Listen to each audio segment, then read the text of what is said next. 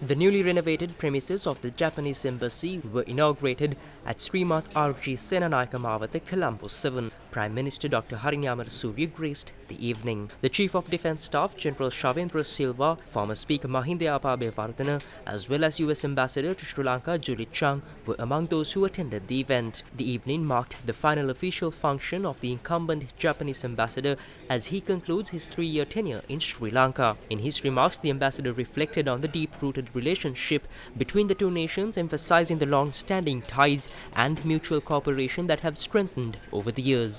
The day the Sri Lankan government announced a default on its debt in April 2022, and what happened in the wake of it came as a great shock to me, just as it did to everyone else. As a foreign envoy in Sri Lanka, I do not spare any time and effort in working with the Sri Lankan government and the people. Historically, Japan and Sri Lanka have been time-tested partners, especially in times of great challenges.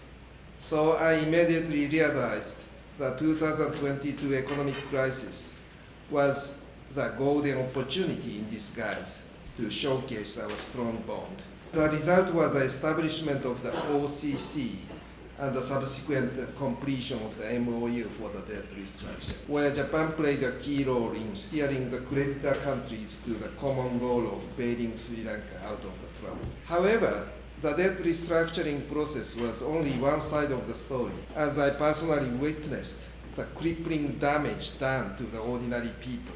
Japan, while all the loan projects were suspended, swiftly shifted focus to helping the vulnerable and underprivileged. Fuel, food, and medicine. Those were the things we provided in grants to the people who were most affected by the economic crisis. Furthermore, the year 2022 coincided with the 70th anniversary of the establishment of the diplomatic relationship between Japan and Sri Lanka. The looming economic woes at the beginning of the year and the sovereign default that followed made it seem untimely to celebrate our anniversary. But here again, difficult times always present us with a chance to act for the better.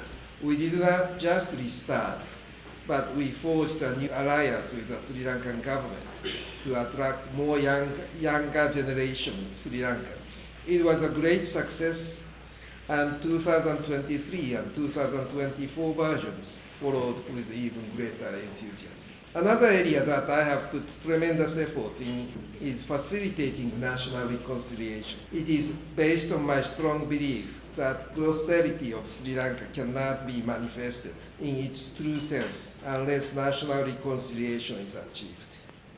It has been an ambitious endeavor as to whether the international community can make a meaningful contribution as facilitators for Sri Lankan people's efforts toward reconciliation. It is an unfinished work and has not borne concrete fruit yet, but I believe a Sri Lanka where everyone lives peacefully and harmoniously would be stronger and more prosperous.